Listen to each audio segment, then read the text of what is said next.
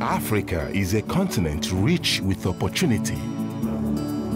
And when business and communities come together, its astonishing potential begins to be felt. With the Millennium Development Goals steering these partnerships, Africa's future is being rewritten with innovation, foresight, and inclusivity. Crossing the length and breadth of the continent, our journalists uncover these stories and share them with the world.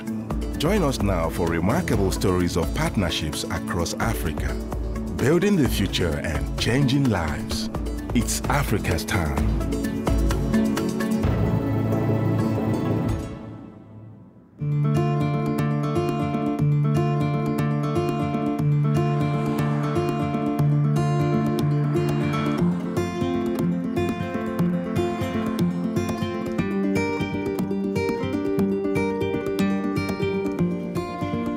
My name is Wonderboy Siphamandla Ndawonde. I stay in Alexandra, that's in Johannesburg.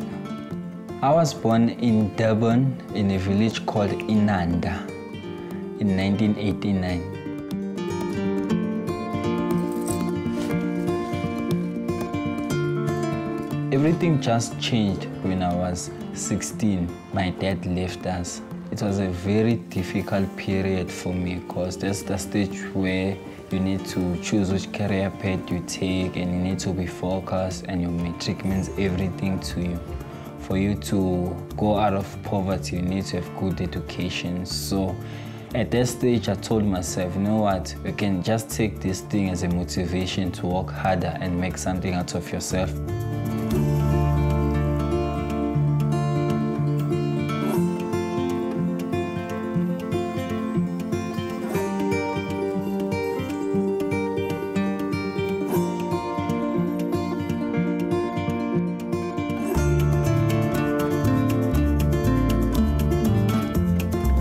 In December 2010, Zanele Mabena, she works for Line of Africa Insurance. So she came with those application forms for the learnership.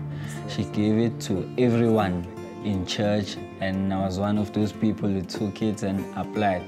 Because I just told myself, you know what, you're good in maths, you're good in accounting, it's financial industry, there's no way they won't take you.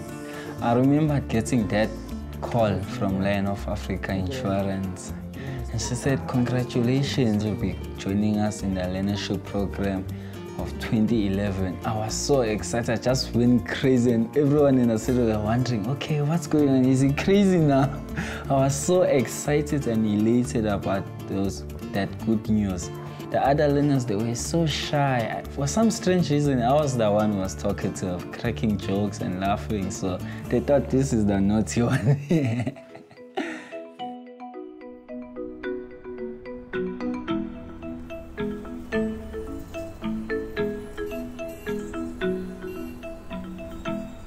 It's 20 years into South Africa's democracy, and a lot has changed, including its business environment. I'm on my way to Line of Africa Insurance, the only 100% black-owned short-term insurance company in the country. I'm curious to see how they're growing their business in the new South Africa, while assisting a young generation to benefit from the changing political landscape. They seem to be doing well. After all, the train I'm on, the How train, is one of their clients.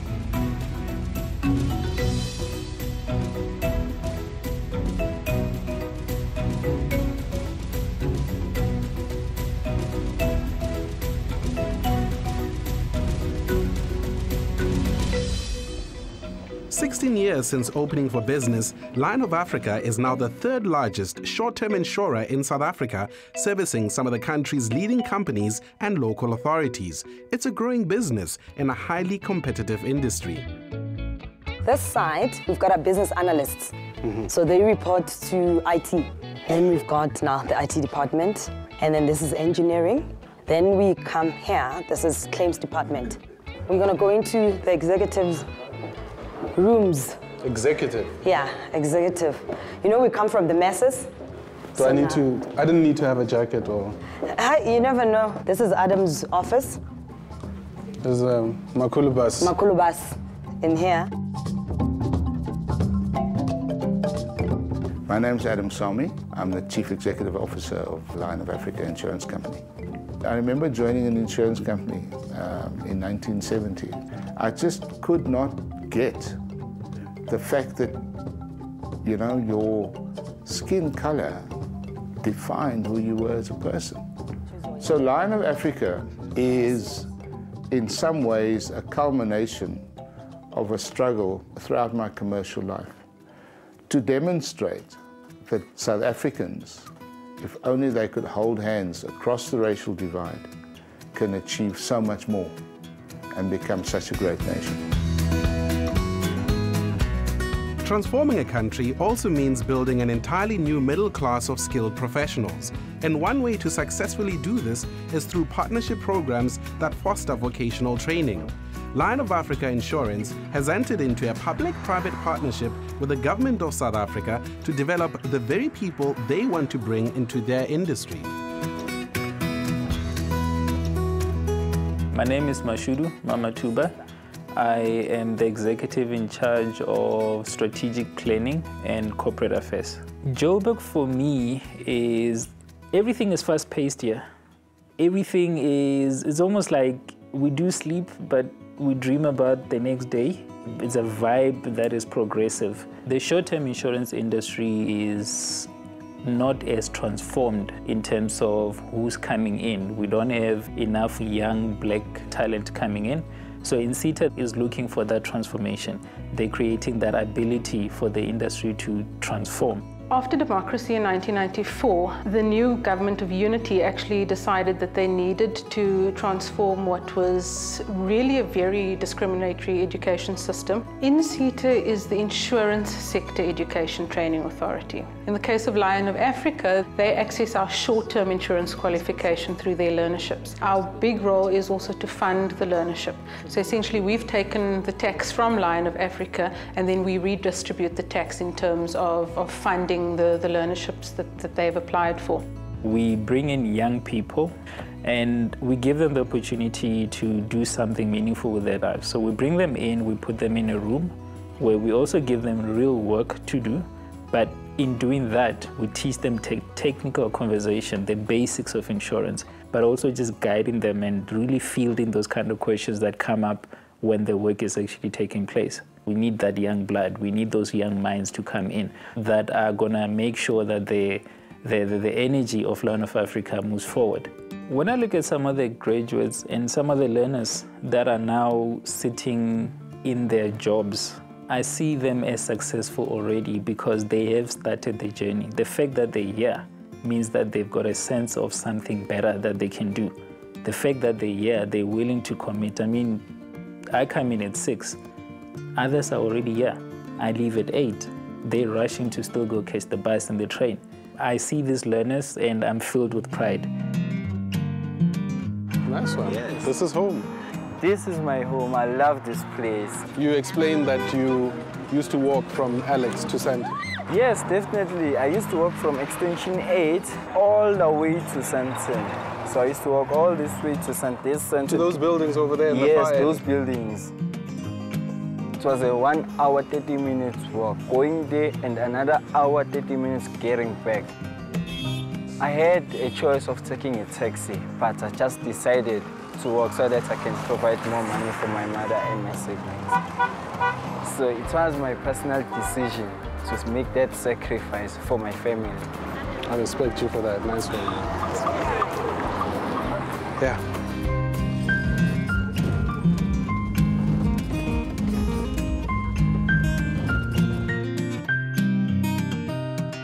Of Africa. After 2 years of training, Lion took us permanently. I was so happy. I called my mom. My first salary when I was taken permanently, I gave it to my mom. The whole salary? Yes, the whole salary. I'm so proud of myself that I am able to provide for them, buying them clothes, paying for their school fees. So I'm like their father figure, not just a brother. You're never gonna know who you're sitting with. That's the thing, that's the beauty about this. You could be sitting with somebody that could ultimately become the head person at a big insurance company. You need to make sure that whatever it is that you do, you are imparting or assisting somebody to become the best of themselves. And that is what the name of the game is. That is the true transformation element that you've created there.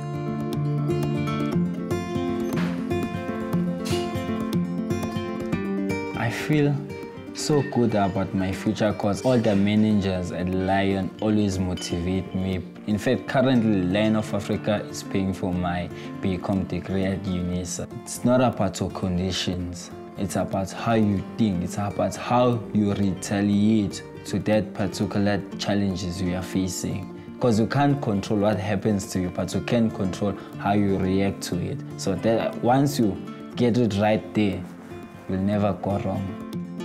Education is critical for any nation to survive because education brings about independence, people acquire knowledge, and people also acquire skills, and people even have dignity in terms of how they carry themselves and whatever they do. So education is vital.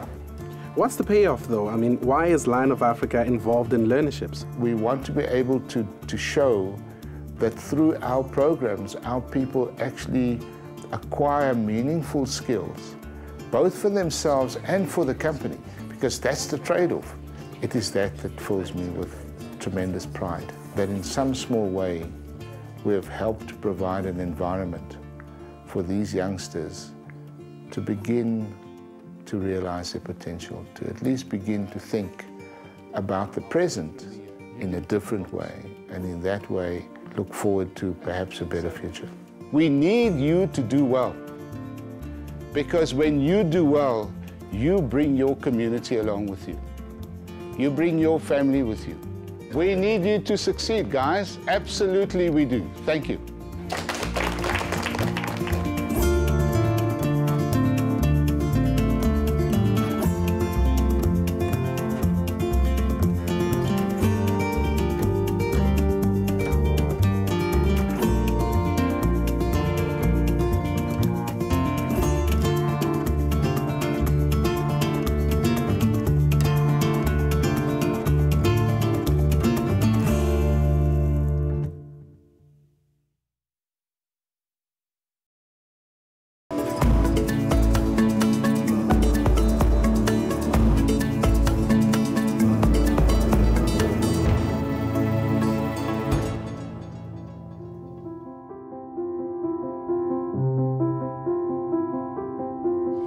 South Africa is a country of many contrasts, and since democracy eclipsed the apartheid state decades ago, its people have been free. But the struggle for the most basic of human rights continues, the right to a decent, affordable home and a dignified living space. Even for South Africa's growing middle class, the problem persists. For the years during apartheid, certain population segments weren't allowed to live in the cities, and therefore, as the country has transitioned into a democratic society where people are free to move, we found there is still some segregation within the real estate market. South Africa, of its population of over 50 million, has about 12.5 million households. Of that 12.5 million households, 5 million of those would fall within the category of a workforce income level, that $250 to $2,500 per month. And those households are experiencing quite a shortage of supply of housing. And a lot of that is due to the fact that historically they could not live close to where they work. And now that they are able to do so, they're finding that there just isn't an availability of houses either to rent or to buy. We've come to downtown Johannesburg to meet Sulo Proxenos, Managing Partner at International Housing Solutions, a global private equity investor committed to helping change the status quo. So this is it, Joburg. There's something about this city. It really is. You located a problem and you came up with a solution. The idea was to find a way to bring capital into the affordable housing space in South Africa. This is where people can afford to pay for their own housing, but that the private sector really hasn't been able to provide this housing. Historically, getting mortgages was much harder, but that really has all changed. So this creates a great business opportunity, and at the same time, it fills a social need. The fund is called the South African Workforce Housing Fund, and it really is designed for families who are in the workforce. We were able to raise a little over $200 million into the fund, and using this money, this equity, we were able to finance over 27,000 units of housing across South Africa. And so this, for example, where we're standing now is our very first project. It's very, very exciting. It was a conversion of an office building into residential real estate in the inner city of Johannesburg. This building was actually mothballed when we bought it alongside with our partners, and was now converted into over 400 affordable housing units. A project like this was very much part of the renaissance of the inner city of Johannesburg.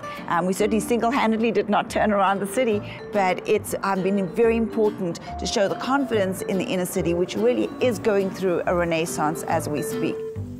The rentals start at about $200 a month, and they go up to about $400 to $500 a month. So very much in the affordable space, right in the heart of the city. So for a couple that are working in the city, very little transportation costs, very little commuting time, and great access to a lot of employment and good public transport network. With idea in hand, Sula set about seeking investors. It was crucial to get the big players on board early to encourage confidence. I feel enormously proud of what the fund has achieved, but also for the fact that Citi was one of the early investors. And it was because of our leap into the fund that actually attracted other investors to come in. So we enabled the progress of the fund by being an early investor. I'd heard about another IHS project, a mixed-use residential suburb called Vlughof, about 40 minutes west of the city. It was built on a former buffer zone between the township of Soweto and the formerly whites-only Roodepoort. Vlughof's just a few years old, but already a community has emerged. It's a close-to-work address that people seem proud to call home. My guide is the busiest person in Vlughof, estate agent Wisdom Sikale, who works 24/7 and always lands the deal.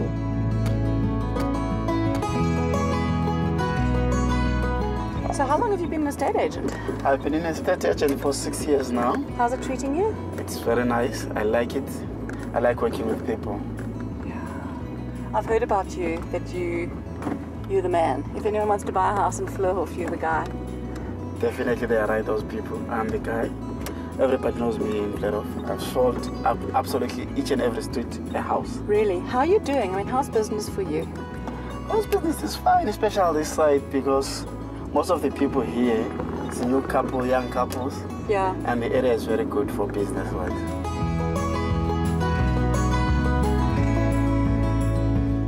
Hello. Ngiyaphila. Meet Lisa. Hello, Lisa. How are you? I'm great, thanks. And how are you? I want to buy a house. Oh, okay. You can have a seat. You guys can have a seat. You guys can have a seat. Oh, this is great, promise. This is so cool. It is my own home. How long have you had it? Since December last year. When I met Wisdom, he introduced me to these houses, and I felt, well, I pay less here buying and having a bond other than renting a flat, and it was a 1-bedroom flat. This is like a 2-bedroom house. That's amazing. So I don't know why more people don't do that. You've got property, equity, bricks, and an investment. It's a good investment. So for a few $100 less than you were renting, you now own a property. You own this. I own this. It is mine. I know the feeling. It's a great feeling. Yeah. It's a beautiful feeling. It's mine. Yeah. It's mine. It's mine. It's mine.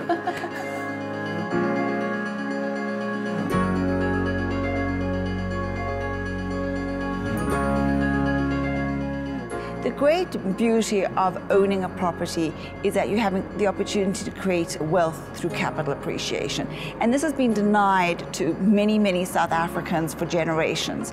And this is an opportunity to right that wrong. For a lot of people in Africa, I think I see a lot of resilience, I see determination, so I see a lot of people trying and struggling to make ends meet and to survive. It is because of the resilience of people of Africa that we now have high, rapid economic growth rate in Africa, that we also have a lot of opportunities for them. But I also see a lot of challenges. But overall, I think people of Africa are enterprising, they are willing to take risks, and they are motivated to do more. The importance of the private sector in all of these partnerships is because the private sector is actually the engine of growth for Africa. The private sector has helped to produce 70% of Africa's output. It has also helped to generate 90% of employment opportunities on the African continent. And so partnerships are very essential to drive development agenda in Africa. I think this is the great story of Africa. It's the rising middle class. It's this consumer class who is able to actually buy and pay for services, that is offering businesses of a number of different kinds. There's a huge opportunity to do great business in Africa. I went to the bank and approached for finance. I said, no, yes, you can qualify. Then I said, my darling, let's go for it. I'm going for it. It took around about 2 weeks, and it was approved by then. I said, oh yes, thank God. But I didn't tell my parents yet. I said, no, let me keep quiet. But I was excited by then. First thing, we came to this place of Fleurhof, and then we came to this house. I was very, very nervous when we parked my car outside there. And then, lucky enough, we came into the gate, and then he opened the door. I said, oh, wow. I saw everything. I said, no, you know what, I'm going for it. I'm very proud of myself. It's a good place, this. Yeah, it's very nice place. It's a very nice place. Citi has always been very committed to making a positive contribution to the economic transformation process in South Africa.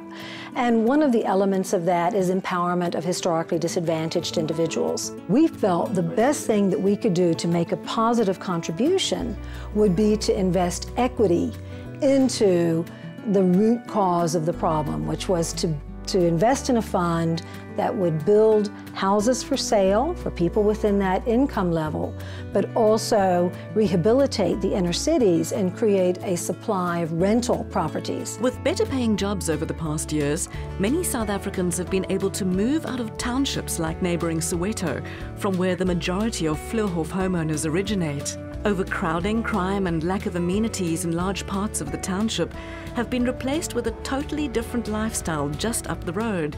Fleurhof offering a very important physical expression of upward mobility and an exciting new lifestyle for South Africa's growing middle class. The transport is very reliable here. There are taxis along the road, there are buses, there's a recreation center as well, there's a crèche as well, and then now I think they're starting to build a school as well. Past and future stand side by side in Fleurhof, but it's the kids of the suburb who hold the energy and dreams of an even brighter tomorrow. They've had a very different upbringing to many of their parents and have powerful imaginations about what's possible for them in the future. What kind of a house do you want to live in when you're big? I want to live in a mansion. It's gonna be red. I want everything in the house to be red. Red? And jacuzzi. Ah, a jacuzzi.